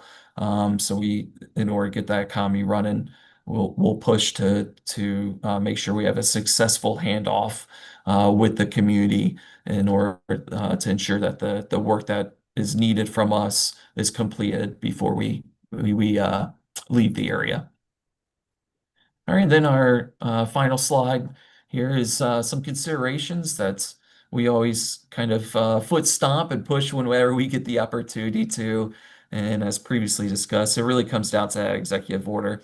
The earlier that executive order is signed, the earlier we can pre-position those assets and people within the community to be where they need to be to respond as soon as that storm passes through. Again, 48 hours lead time is kind of our minimum that we need to alert our folks, bring them in from community, and really begin that mobilization process so that we can be on time. Chain of command is a big one. Depending on the size of the storm, getting into those Category 4, Category 5 major storms, if the response gets so large that it requires a joint task force, we always have the option of doing that and putting a dual status commander, which allows us to command both Title 10 and Title 32 troops in a time of need. So that chain of command and how that information flows between the governor, state coordinating officer, the adjutant general of Florida, down to the soldier level becomes important for us. And then, of course, the prioritization of specialized equipment. We talked about this a little bit previously as well, but those engineering assets are always so crucial to us, being able to get out on the roads and clear those roads so that emergency and first responders can reach who they need to reach, and so that we can get commodities in and out of the area. Really makes those engineering assets a big deal. Aviation is just rule of thumb. You can never have too many aviation assets in any kind of response. The versatility that brings to the fight, if you will, is really important, whether it's providing an air bridge like we did in Hurricane Ian out to the islands, barrier islands, and providing those supplies out there by way of sling load, or whether it's just reconnaissance or search and rescue assets. Aviation really adds to the fight. That concludes the presentation. The last slide there is just some points of contact. We're always ready, always here, and we encourage community involvement whenever we can. And I appreciate the opportunity to be here and speak with each of you today and getting ready for hurricane season. Thank you, Lieutenant Colonel. Can you go back to the previous slide, please? Yeah. Can I just ask you, I see the reference to ongoing state and federal requirements, federal deployments, Operation Vigilant Sentry and Make DC Safe and Beautiful. How many Florida Guardsmen, men and women, are deployed on the border, which I assume Vigilant Sentry is, and Make DC Safe and Beautiful, which is the deployment of National Guardsmen and women from around the country to Washington, DC. How many of our Guardsmen are deployed elsewhere, and are they in the process of being brought back as we have an onset of hurricane season and need to make sure that we have our folks here? Yes, ma'am. So the Make DC Safe and Beautiful, you're correct. That's the Title 32 502F funded mission in the capital region. We currently have 250 Florida Guardsmen that are mobilized there and assisting in that mission. They have been on that mission since mid-January of this year, so going on 6 months. Operation Vigilant Sentry is a state active duty mission assigned emergency order. And we currently have, if you'll bear with me for just a moment, I have those exact numbers pulled up here.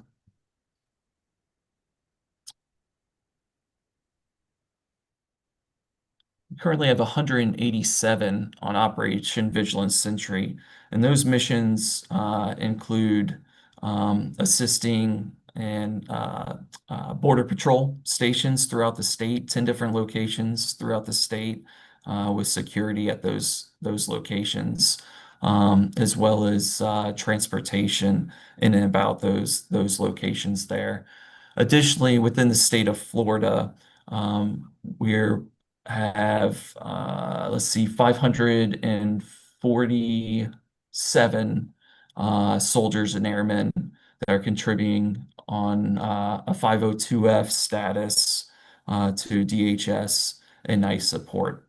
And then to answer the second part of your question there, yes, we coordinate with the Florida Division of Emergency Management for contingency effects on those missions if we are have a hurricane response to where we need those people to immediately respond. We have a contingency plan in effect to where we bring those people back in. We do what we need to do for the citizens of Florida, and then we resume operations as soon as practically possible. We've got 800 of our Florida Guardsmen and women who are deployed to assist ICE and CBP and DC. Yes, ma'am. That is correct. Yeah. Currently, no one on the southwest border.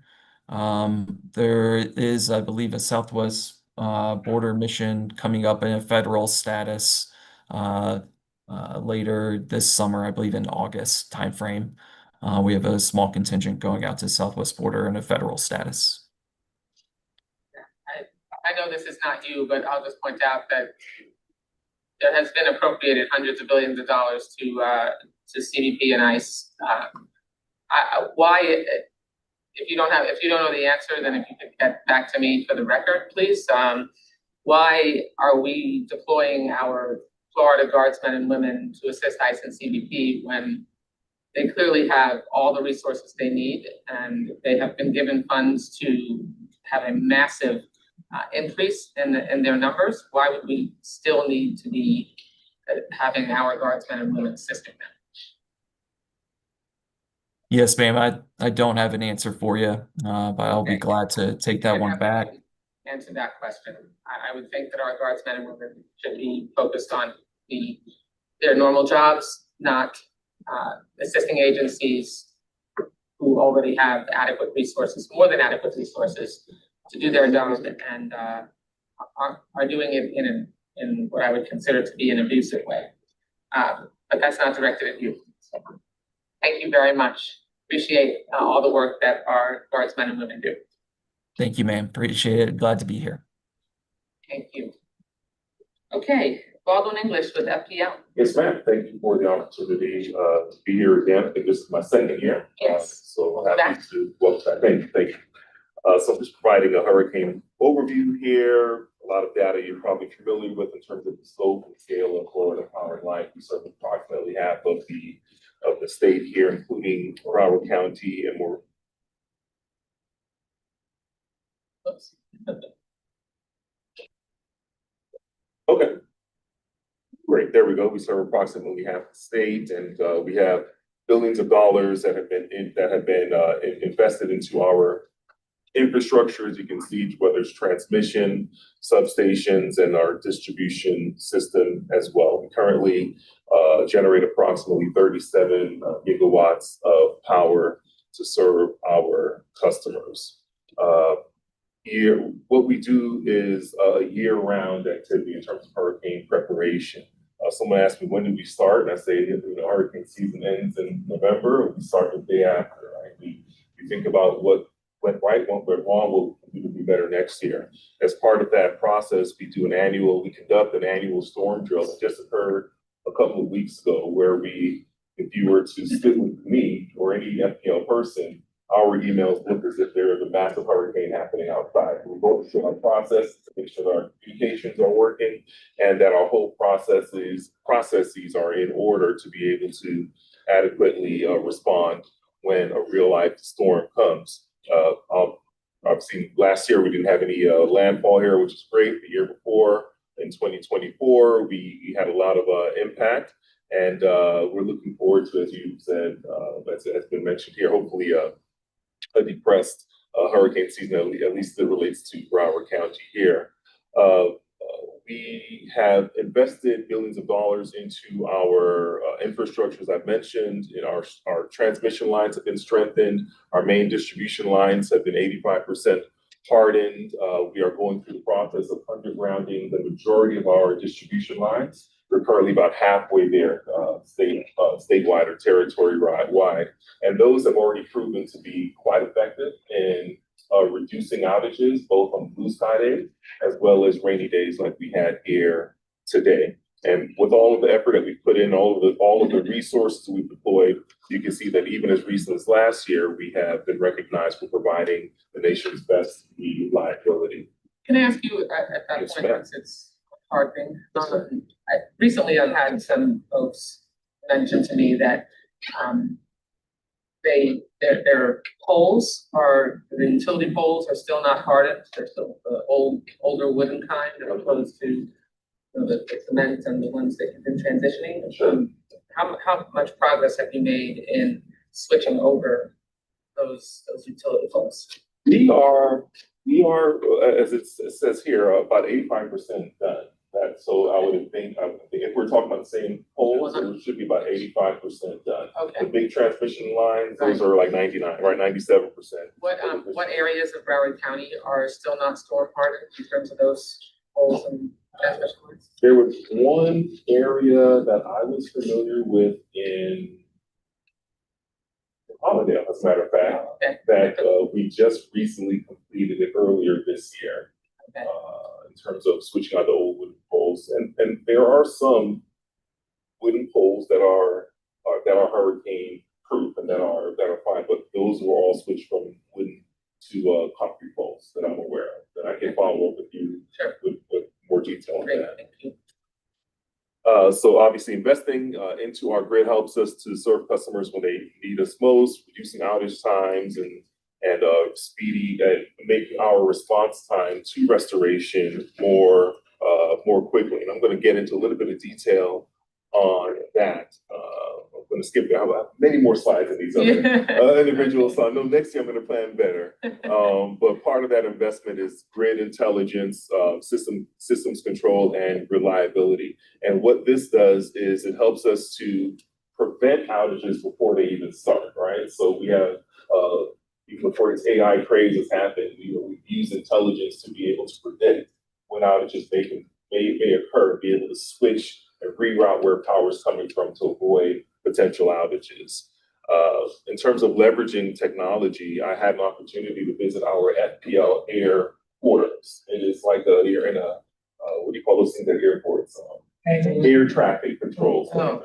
And we have pilots that are on staff, and they use both the fixed wing drone you see there to the right, as well as the four motor options as well. And they run routes on blue sky days. And certainly after a storm, where we used to have either people walk the line to make sure that there were no down power lines, and then moved into driving the line and having to wait for a vegetation crew to come in and move a tree so we can do that. Now we're leveraging drones. What could have taken several hours before is now taking really just a few minutes, right? So Fantastic. it has really reduced our response time and our restoration efforts as well. I know we're in an EOC here. We have our own EOC in Palm Beach County, our command center, where our CEO is there. A lot of our, Clay, you've been there before, right? Yeah, I was at your This last time, right? Yeah. So that is kind of our brain center when it comes to storm and other weather related events. And we have people that sleep there. It's an amazing thing. If you haven't been there, Madam Congresswoman, it would be great for you to take a visit. We can make sure that you participate in that.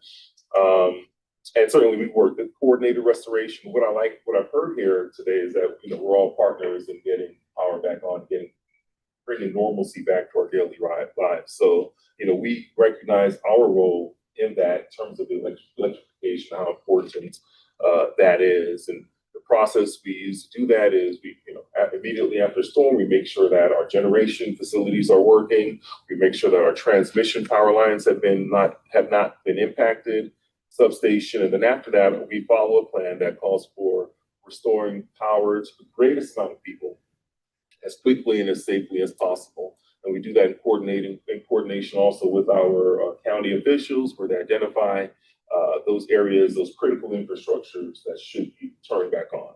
Hospitals, sometimes major thoroughways, and police and other important infrastructure that we need to in schools sometimes, right? Schools are very important to get kids back into classes so that they can have some normalcy. Can I just ask you on the restoration of power? Yes. And I have asked this numerous times Sure. before. I realize that the priority is to get powers turned back on for the majority of people at one time as possible. But there are vulnerable areas, not just hospitals. I'm talking about condominiums, complexes with elderly residents who, oftentimes, their elevator doesn't work. They live on the third floor, so they can't get down, they can't get back up. So, and in my district and in other areas, there have been problems with the length of time it takes, like in Century Village and some other Right. condominiums, to get the power turned back on. Right.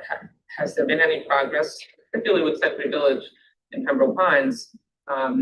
They've had real issues with how long their power stays out, even while other areas power gets turned back on. Sure. I can't.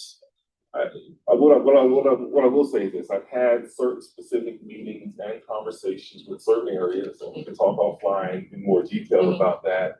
Sometimes there are issues behind the meter that we have to wait to be resolved before power can be restored. Yeah. Outside of that, an area like Century Village, it is very condensed. That would, in my mind, that would be an area that we can leverage getting a lot of people quickly One would on, think. right? One would think. So Sometimes that's not happening. sometimes it happens. And I can get more detail on that and speak with you directly on some of those issues and how we've addressed those recently. So as I mentioned before, right, there are some prioritized areas that we work with the local county to identify as critical infrastructure to get back online as quickly as possible. We've talked about what it means to prepare beforehand. I don't want to spend too much time on that, but certainly what I will highlight is that after a storm, people get confused between what is a power line and what is a communication line, right? And the best bet is to leave it alone. Let us come identify it. Work with our local emergency partners, police and fire departments, and sometimes they are able to help us cordon off areas and keep people safe. So don't touch the down power line. Let our crews come in there and make sure that everything is safe for further restoration efforts. So in terms of communicating, what I would really appreciate is that even during the last major storm outage we had, cell phones still work and so forth. I was able to, just on a personal level, still access our website and access our we have an app too, Clay, right? So I encourage people, everyone, every time I make a presentation, go to your app store and download the FPL app. Blue Sky Days, as well as after storms, provides a lot of information that is helpful. I would like to thank your team, Madam Congresswoman, because part of what we do is identify areas where we can deploy our assets, right? Immediately after, prior to a storm, we can assist immediately after a storm. And Mike, from your team, Mike was able to help connect with some areas of potential areas in Broward County that we can use for mutual to house our mutual assistance teammates. So we're looking towards that, and we have these agreements. Glad we could be helpful. Definitely. Yeah, it was very quick response. So we can have a staging site here, because having land that size is harder and harder to come down and come by, particularly in Broward County. So anytime we can have that agreement in place beforehand, it makes restoration better. And certainly we're here working 24 hours a day until customers are substantially restored. And thank you so much for the presentation. Can you, we get the most calls, really, about how quickly power can be restored in the aftermath of a storm. And we've done over the years where we ask people to prepare initially for 72 hours, currently now it's 7 days, for being able to take care of themselves in the event that they're really kind of isolated, which certainly is isolating to be without power. What are some of the things that you want to convey to folks who, inevitably they're going to get caught without their electricity on for a period of time, but in advance of a storm, certainly counseling patients, but what preparations can people take to deal with the possibility of being without power for a little while? Yeah, so the 7 days is new to me. We've been telling people 3 days, so I'm going to make sure that our marketing communication team, we can revisit that and see that messaging needs to change. But having a plan is certainly the best thing, right? And what we find is that, as has been mentioned before by a couple of presentations, the heat immediately after a storm passes by is in many cases unbearable, right? So having a plan to have access to AC, whether it's at the local mall or even a hospital or something along those places where you can go and remain cool is I think imperative. What we've done, as I mentioned before, is really truncated the time to get what we would say kind of that marker is 50%. When can we get 50% of the people that were out back online? And if you can think back, for those of us that were down here during Hurricane Andrew, that was several weeks, not just because of FPL infrastructure, but because houses weren't there anymore, right? And then you go down to the 04-05 season, it was still a couple of weeks.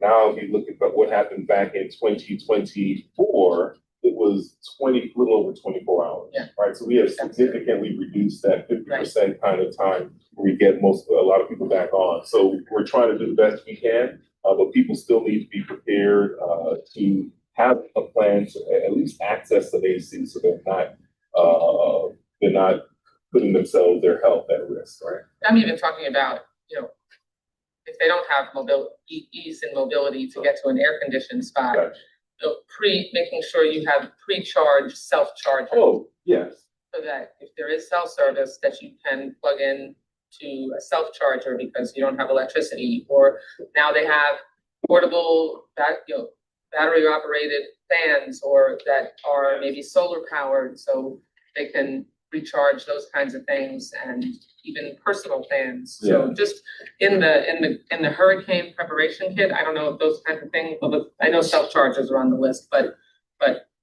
personal fans that can be charged or that can be battery operated is really important too. I was trying to reach back. I have my own little power pack here with me all the time. So we have access to do that. When we host events, a lot of times our little gift bag giveaway is the little power portable charger to reinforce the message exactly is what you're saying.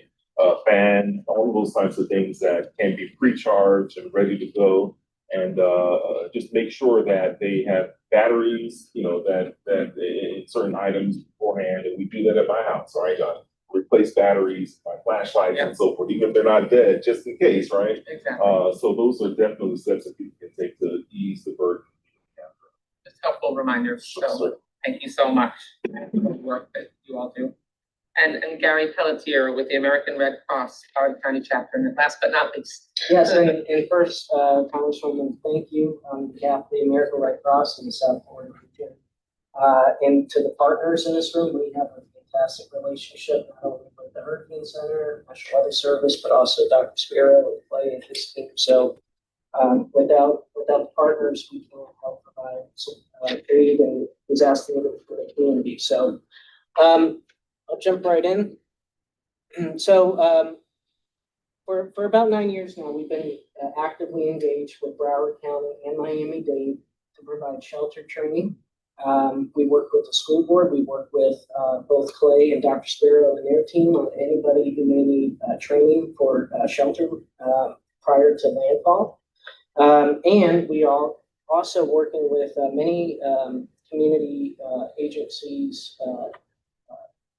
community active and disaster agencies to do training. So we've been really focusing on community mobilization and training of other nonprofit agencies on shelter working. And we did just do 2 large trainings with a CERT team in Broward, and then also last week in Miami-Dade. So, and we're committed to that. It's important to remind people what percentage of your folks are volunteers. Yeah, about 90%. Yeah. So yeah, that ratio is so. And then so pre-landfall in Miami-Dade County, our commitments have stayed the same in actually both counties. So pre-landfall, we will support up to 8 shelters. So we've already met with County EM on that, and then in Broward County, it is 7 shelters. So every year we just finished our discussions on that, so we're actively planning for that as well. And then post In landfall, both counties, those are in addition to the county run shelters, right? It's not all. they are county rated. Our county run shelters, they give us almost a force multiplier to help with But there are, registration. it's not only, obviously, there's not only 7 and 8 No. shelters, there are shelters across, but. Well, so They help us with. Yeah. So we fall under the county. They will tell us where we should send our staff and then support with that. So they are county rated shelters. And then post landfall, we will work with the counties again to figure out how many recovery shelters. We will start with 2 for each county, and then depending on the need and impact, we'll work on additional support as needed. So some of the things that we have been really working on, especially since Milton, is the preparedness. So we've been focused on the 4 specific preparedness programs is extreme heat, flood, tornadoes, especially since Milton, and hurricane. So any of those are free to the public, and it's accessible on redcross.org. We also have an emergency app, and on there, anyone can type in where a loved one is located and see an active National Weather Service watches and warnings. And then obvious time of a disaster, any of the shelters that are county operated or independent shelters will populate as well. So that's called the American Red Cross Emergency app on both of Google and Apple. So some internal preparedness that we are doing. So on June 24th, we are doing an internal exercise with our staff and volunteers, all centered around how we respond to disasters. And so we start working as an organization 168 hours out from when we expect something to hit landfall. So, and obviously we're working with our partners on that. We're thrilled that we have a Deerfield Beach Logistics Center. Some of you may have been there. We're always looking to get tours, so if you're interested in that, let us know. When did that open? I think about 4 years ago. now. Yeah, so I've been up there a couple times. Yeah, and that's a key facility for us to have where we have supplies, and it's centrally located in Broward and Miami-Dade for us to put. That's great. And then obviously we just continue to work, with partners and providing public and response needs, not just for when there's a hurricane, but any type of natural disaster. So always looking to work with, folks who tell the work. Fantastic. I'll take any questions. Terrific. How does one volunteer with the Red Cross if they would like to? Yeah, absolutely. So, redcross.org, there's a big button right there. It says, sign up to volunteer. And then someone from our team will get that. I did forget to mention, anyone who's, looking for help, can always call 1-800-RED-CROSS. 1-800 Red Cross. Yep, 24/7/365. That's our general phone number. And they can report a disaster cause need, volunteer opportunities, and Now, are there any differences in the policies in a Red Cross staff shelter versus a county shelter? just in a county shelter, we're just providing staff and support, and then in the Red Cross recovery shelter or hazard shelter, we're fully managing. So it's the same rules. Same rules, okay. From time to time, I've heard concerns from constituents who say that at a Red Cross shelter, sometimes the rules are not the same, and that they might have challenges with what they can bring and that kind of thing.